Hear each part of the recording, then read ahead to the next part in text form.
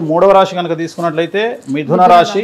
So మిథున రాశి మృగశిర 3, 4 పాదాలు, ఆరుద్ర 1, 2, 3, 4 పాదాలు, పునర్వసు 1, 2, 3 పాదాలు. సో మిథున రాశి వారికి క్రోధినామ సంవత్సరం అంతా శుభాశుభ ఫలితములతో ఉత్సాహంగా ఉంటుంది. తలచిన కార్యములన్నీ సత్వరము నెరవేరేటువంటి సూచనలు కనిపిస్తూ ఉన్నాయి. సర్వులు మిత్రులై కార్య సాధనకు ఉపకరిస్తారు. ఇష్టకామ్యార్థములన్నీ నెరవేరి ఇంటియందు శుభకార్యములు అత్యంత ఉత్సాహంతో గడుపుతారు. సకల కార్య సిద్ధి, అప్రయత్న ధనలాభము, బంధుమిత్ర కుటుంబ పరివారంతో తీర్థయాత్రా గమనము చేయగలరు. గురు దైవ అనుగ్రహంతో నూతన ఉత్తేజంతో సకల కార్యసిద్ధి పొందగలరు. నూతన ప్రయత్నములన్నీ ఫలించును. ఆరోగ్యం సిద్ధించును. పితృ సంబంధమైనటువంటి స్థిరాస్తులు కలిసి వచ్చును. సంవత్సర ప్రారంభము అత్యంత ఉత్సాహంతో అన్ని పనులు చేయుతురు. ఆర్థిక సమస్యలన్నింటి కొలిక్కి వచ్చును. ఎప్పటి నుండో ఆగిపోయిన పనులన్నీ నెరవేరగలవు. బ్యాంకు లావాదేవీలలో ప్రతిష్టంభన తొలగిపోవును. మనోధైర్యము హెచ్చును. మధ్య మధ్య కొంత అనారోగ్య సూచనలు గోచరిస్తూ ఉన్నాయి. అలాగే భార్య, భర్త లేదా కుమారులకు సంబంధించినటువంటి సమస్యలతో కొద్దిగా ఇబ్బందులు ఎదుర్కొనేటువంటి అవకాశం కనిపిస్తూ ఉంది. అలాగే ఔషధ సేవనం చేయవలసి వస్తుంది. అంటే ఖచ్చితంగా ఎక్కడనో ఆరోగ్య సమస్యలు ఏర్పడే అవకాశం కనిపిస్తూ ఉంది. కొద్దిగా ధైర్యము తగ్గి మనోవ్యాకులత పెరిగే అవకాశం ఉంది. కారణం ఏంటి అంటే మే 1వ తేదీ నుండి మిథున రాశి వారికి గురువు వ్యయంలోకి వస్తూ ఉన్నాడు. సో దానివల్ల కొద్దిగా యాంగ్జైటీ డిజార్డర్ అనేటువంటిది ఏర్పడే అవకాశం ఉంది. లేదా మెట్లు ఎక్కేటప్పుడు దిగేటప్పుడు తడి ఎక్కడగా ఉంటే అక్కడ కాలు పెట్టినప్పుడు కింద పడి కాళ్ళు చేతులు విరగొట్టుకోవడం లాంటివి కనిపిస్తూ ఉన్నాయి. కాబట్టి జాగ్రత్తగా ఉండాలి. రాత్రి ప్రయాణాలు వాయిదా వేసుకోండి. అలాగే పితృ సంబంధమైనటువంటి స్థిర చరాస్తుల విషయంలో కొంత ప్రతిష్టంభన ఏర్పడిను. చివరకు విజయం మీదే ఏర్పడను. సో సంవత్సరం మధ్యంలో మరీ ముఖ్యంగా మీకు ఆగస్టు నుండి డిసెంబర్ వరకు కొన్ని ఇబ్బందులు ఎదుర్కొనే అవకాశం కనిపిస్తూ ఉంది. సో శుభకార్యముల వల్ల విపరీతమైనటువంటి ధన ఖర్చు కనిపిస్తూ ఉంది. 1కి 10 సార్లు ప్రయత్నించిన మీదట పనులు పూర్తయ్యే అవకాశం ఉంది. నేను మాట్లాడేది ఒక 6 నెలలు, ఆగస్టు నుండి ఇంచుమించు సెప్టెంబర్ వరకు. ఆర్థిక సమస్యలు కొన్ని బాధించును. కొన్ని కార్యములు వాయిదా పడును. అలాగే పోలీసు కోర్టు కేసులు తిరగదోడే అవకాశం ఉంది. లేదా కొత్త కేసులు మీద పడే అవకాశం ఉంది. అలాగే శత్రు బాధ కలిగేటువంటి అవకాశం ఉంది. నిద్రలేమి, అనాసక్తత, ఆకలి లేకపోవడం వంటి సమస్యల వలన ఇబ్బందులు పడుదురు. ఆర్థిక సమస్యలు పెరుగుటచే నిరాశ నిస్పృహకు గురి అవుదురు. సో బ్యాంకు లావాదేవీలు సమస్యాత్మకంగా ఉండును. నేను మాట్లాడేదన్నీ కూడా ప్రత్యేకించి మిథున రాశి వారికి ఆగస్టు నుండి ఒక 5-6 నెలలు తీసుకోవాలి. అంటే ఇంచుమించుగా ఆగస్టు నుండి డిసెంబర్ లేదా జూలై నుండి డిసెంబర్ వరకు మిథున రాశి వారికి గురువు వల్ల సమస్యలు ఏర్పడేటువంటి అవకాశం కనిపిస్తూ ఉంది. మిగతా అంతా కూడా అనుకూలంగా ఉంటుంది. అంటే వీళ్ళు ఎక్కువగా ఏ దేవుడిని ఆరాధించాలి? మంచి ప్రశ్న అమ్మా. సో గురువు నీచంలో ఉన్నాడు కాబట్టి, శని బాగున్నాడు, రాహు బాగున్నాడు. గురువు నీచం ఉన్నాడు కాబట్టి ప్రతి గురువారం నాడు ఎల్లో కలర్ షర్ట్ వేసుకోవాలి, లేదు టీషర్ట్ వేసుకోవాలి. అలాగే గురువారం నాడు శ్రీకాళహస్తిలో గురు దక్షిణామూర్తి దర్శనం చేసుకోవాలి, సరిపోతుంది. Okay, right. కర్కాటక క్రోధినామ సంవత్సరం అనేటువంటిది జస్ట్ ఈ నామ సంవత్సరానికి ఉన్నటువంటి పేరు. చాలామంది తెలియక యూట్యూబ్లో చెప్తా ఉన్నారు క్రోధినామ సంవత్సరం అంటే క్రోధి, క్రోధం, క్రోధం అని చెప్తా ఉన్నారు. క్రోధం అనేటువంటిది దీని ఉద్దేశం కాదు. క్రోధినామ సంవత్సరము ఈ సంవత్సరం యొక్క ఉగాది ఆరంభం అంటే Yugadi, it is Ugadi converted అయింది ప్రకృతి వికృతికి.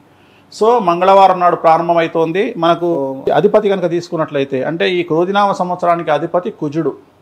సో కుజుడు అనేటువంటి వాడు రావడం వల్ల ఏం జరుగుతోంది ఈ సంవత్సరం అంటే, ఈ సంవత్సరం ఎక్కువగా భూకంపాలు, సునామీ హెచ్చరికలు, అలాగే అగ్ని ప్రమాదాలు, రాజుల మధ్యన యుద్ధాలు, కేంద్ర ప్రభుత్వానికి రాష్ట్ర ప్రభుత్వాల మధ్యన ఒక భీకరమైన వాతావరణం ఉండేటువంటి అవకాశం ఉంది. ఈ సంవత్సరం విడాకులు చాలా ఎక్కువగా ఉంటాయి. ఈ సంవత్సరం పాము కాటుల వల్ల చనిపోయే జనాభా ఇంతకు ముందు కంటే చాలా తీవ్రంగా ఉంటుంది.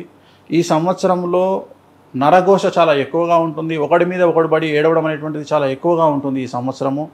అలాగే ఈ సంవత్సరము అయితే భూమి యొక్క రేటు డ్రాప్ అన్న అవ్వచ్చు, లేదా హైగా పెరిగే అవకాశం ఉంటుంది. అంటే ఫ్లక్చువేషన్స్ అనేది ఈ సంవత్సరం మనం ప్రిడిక్ట్ చేయొచ్చు. ఉదాహరణ 2 కోట్లు పోయినటువంటి ల్యాండ్ సడన్గా 1 crore పడిపోయే అవకాశం ఉంది. లేదా ₹1 ల్యాండ్ సడన్గా విత్ ఇన్ 1 monthలో 2 కోట్లకు పోయే అవకాశం ఉంది. అంటే సడన్ ఫ్లక్చువేషన్స్ ఇన్ ల్యాండ్ రేట్లలో కనిపిస్తూ ఉంది. సో ఈ సంవత్సరానికి సంబంధించి అలాగే చాలా వరకు మనకు శుక్రుడికి అధిపతులు, రాజు కాకుండా ఉదాహరణ సేనాధిపతి కానీ, లేకపోతే సస్యాధిపతి, ధాన్యాధిపతి, అర్ఘ్యాధిపతి, ఇలా అధిపతులలో ఎక్కువ లీడ్ అనేటువంటి శుక్రుడికి రావడం జరిగింది. అలాగే ఈ సంవత్సరము మంత్రి కనుక శని అయినాడు, అలాగే రాజు కుజుడు అయినాడు. సో ఇద్దరు నెగిటివ్ రిజల్ట్స్ ఇచ్చేటువంటి గ్రహాలు. సో ఖచ్చితంగా ఈ సంవత్సరము ప్రకృతి బీభత్సాలు చాలా ఎక్కువగా ఉండేటువంటి అవకాశాలు కనిపిస్తూ ఉన్నాయి. అలాగే ఈ సంవత్సరం మనకు మే 4, అలాగే మే 11, అలాగే మే 28కి సంబంధించి కర్తరీలు ఏర్పడతా ఉన్నాయి. వీటి వల్ల శుభకార్యాలు అనేటువంటివి మనకు ఇంచుమించుగా మే 1 నుండి సెప్టెంబర్ వరకు మనకు శుభకార్యాలు ఏమీ కూడా లేవు ఈ సంవత్సరం. ఓకే. సో ఈ సంవత్సరం శుభకార్యాలు ఇంచుమించుగా ఏప్రిల్ 18వ తేదీ అంటే మనకు ఉగాది నుండి తీసుకుంటే ఒక 10 రోజుల పాటు, శ్రీరామనవమి వరకే మనకు ముహూర్తాలు ఉన్నాయి. శ్రీరామనవమి తర్వాత మళ్ళీ ముహూర్తాలు లేవు ఇక మనకు, ఇంచుమించు 5 to 6 months లేవు మనకు. సో అదొకటి గుర్తుంచుకోవాల్సినటువంటి అంశం. అంటే ఈ మధ్యకాలంలో ఇంత గ్యాప్ ఎప్పుడు రాలేదు మనకు జనరల్గా. ఎందుకు గ్యాప్? అంటే మూడం వస్తుంది కదా, మూడం వచ్చినప్పుడు సహజం కదా, మూడం వస్తుంది, కర్తరి వస్తుంది. సో మూడం అనేటువంటిది శుభకార్యాలకు నిషేధము. అదే కర్తరి అనేటప్పటికి ఓన్లీ వాస్తుకు సంబంధించి, గృహప్రవేశాలు వాటికి సంబంధించి నిషేధం. సో అలాగే ఈ సంవత్సరం మనకు రేవా నది పుష్కరాలు ప్రారంభమవుతా ఉన్నాయి. ఎప్పటి నుండి అంటే మే 1, 2024 నుండి 12 మే 2024వ తేదీ వరకు 12 రోజుల పాటు రేవా నది పుష్కరాలు మనకు ప్రారంభమవుతా ఉన్నాయి ఈ సంవత్సరం కనుక తీసుకున్నట్లయితే. అలాగే ఈ సంవత్సరం కనుక తీసుకున్నట్లయితే మనకు రాజు కుజుడు, మంత్రి శని, సేనాధిపతి శుక్రుడు, సస్యాధిపతి కుజుడు, ధాన్యాధిపతి రవి, అర్ఘ్యాధిపతి శుక్రుడు, మేఘాధిపతి శుక్రుడు, రసాధిపతి గురుడు, నీరసాధిపతి కుజుడు. ఇంచుమించుగా మొత్తం ఓవరాల్గా తీసుకుంటే కుజుడికి 1, 2, 3 పొజిషన్లు కుజుడికి ఉన్నాయి. అలాగే 2 పొజిషన్లు శుక్రుడికి ఉన్నాయి. సో కుజుడు శనికి కాంబినేషన్ వల్ల చాలా వరకు నెగిటివ్ ఫలితాలను ఇచ్చేటువంటి అవకాశం కనిపిస్తూ ఉంది. ఓవరాల్గా మనం బేసిక్గా ఈ సంవత్సరం ఫలితాలను విశ్లేషిస్తే అంటే వీళ్ళు ఉండడం వల్ల ఏం జరుగుతుంది అంటే రాజ విరోధము అధికమవును. అంటే రాజు మీద నెగిటివ్ ఒపీనియన్ అనేది ఈ సంవత్సరం అందరికీ, రాష్ట్రాల సీఎంలకు కావచ్చు, దేశ ప్రధానికి కావచ్చు, జనాలకు వాళ్ళ మీద నెగిటివ్ ఒపీనియన్ కలిగే అవకాశం ఈ సంవత్సరం కనిపిస్తూ ఉంది. అగ్ని భయము, చోర భయము, రోగ భయము ఎక్కువగా ఉంటుంది. అలాగే పాములు ఎక్కువగా కనిపిస్తాయి ఈ సంవత్సరము. అలాగే ఈ సంవత్సరము మందవృష్టి ఉండడం వల్ల పంటలు తగ్గేటువంటి అవకాశం ఉంది. ఈ సంవత్సరం బియ్యం యొక్క రేటు చాలా ఎక్కువగా ఉండేటువంటి అవకాశం ఉంది. అలాగే ప్రజల యొక్క ఖర్చు చాలా అధికంగా ఉంటుంది. అలాగే ఈ సంవత్సరము బాగా తీసుకుంటే డివోర్స్ అనేది చాలా ఎక్కువగా కనిపిస్తుంది. అండ్ ఇంకొక ముఖ్యమైన విషయం ఏంటంటే సెక్స్కి సంబంధించి ఈ సంవత్సరం జనాల్లో ఒక పిచ్చి, అంటే ఇప్పటి వరకు అంటే ఏదైనా వేణుస్వామి బయటికి చెప్తాడు కాబట్టి జెండర్లో బైసెక్సువల్ అనేది కనిపిస్తూ ఉంది. ఇంతకుముందు మనకు తెలిసింది గేస్ అని కానీ స్వలింగ సంపర్కులు అంటే లేడీస్ కానీ జెంట్స్ కానీ అనుకునేవాళ్ళం. బట్ ఇప్పుడు బైసెక్సువల్ అనేటువంటిది ఎక్కువగా ఈ సంవత్సరం వృద్ధి చెందేటువంటి అవకాశం ఉంది. అలాగే ఈ సంవత్సరం కనుక తీసుకుంటే పంటలు తక్కువగా పండేటువంటి అవకాశం కనిపిస్తూ ఉంది. కాకపోతే ఎరుపు రంగు పంటలు సంపూర్ణంగా ఉండేటువంటి అవకాశం ఉంది. ఎరుపు రంగు పంటలు అంటే జనరల్గా మిర్చి ఎక్కువగా పండే అవకాశం ఈ సంవత్సరం కనిపిస్తూ ఉంది. సో తెల్లని ధాన్యాలు కూడా ఈ సంవత్సరం బాగా పండేటువంటి అవకాశాలు కనిపిస్తూ ఉన్నాయి. తెల్లని ధాన్యాలు అంటే రైస్ పండిన నూకలుగా మారడం వల్ల రైస్ రేటు పెరిగే అవకాశం ఉంది ఈ సంవత్సరం. సో ఓవరాల్గా తీసుకుంటే ఈ సంవత్సరం అంతా బాగానే ఉంది. మనం బాగానే ఎలా ఉన్నా బాగుంది అనాలి, ఉగాది పచ్చడిలాగానే. కాకపోతే కొన్ని మేజర్ ఇష్యూస్ అయితే కనిపిస్తూ ఉన్నాయి. సునామీ హెచ్చరికలు కావచ్చు, భూకంపాలు కావచ్చు, అగ్నిపర్వతాలు బ్లాస్ట్ అవ్వడం కావచ్చు, అగ్ని చోర రోగ ప్రమాదాలు ఉండడం అవ్వచ్చు, ఇవన్నీ కూడా ఈ సంవత్సరం అధికంగా కనిపిస్తూ ఉన్నాయి. సో ఈ సంవత్సరం కనుక మనము ఆదాయ వ్యయాలను ఒకసారి పూర్తిగా పరిశీలిస్తే 12 రాష్ట్రాల వారికి సంబంధించి, సో మేషరాశి వారికి సంబంధించి ఆదాయం 8, వ్యయం 14, రాజపూజ్యం 4, అవమానం 3. అలాగే వృషభ రాశికి సంబంధించి ఆదాయం 2, వ్యయం 8, రాజపూజ్యం 7, అవమానం 3. అలాగే మిథున రాశికి సంబంధించి ఆదాయం 5, వ్యయం 5, రాజపూజ్యం 3, అవమానం 6.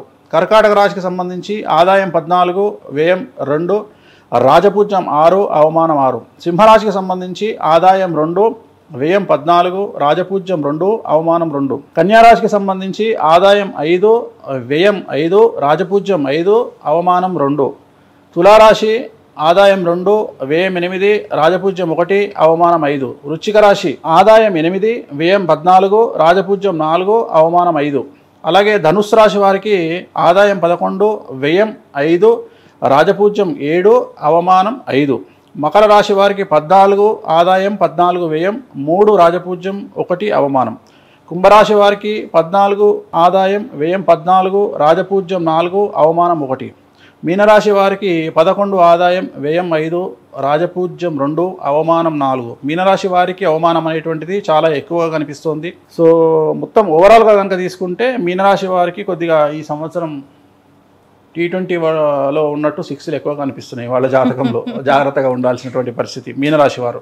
ఓకే ఓకే, అంటే మీనరాశి ఒకటే ఈ ఎంటైర్ రాశుల్లో ఉంది, అన్ని రాశులు కూడా ఎఫెక్ట్ అవుతాయి, బట్ మీనరాశికి కొద్దిగా ఎక్కువగా కనిపిస్తూ ఉంది.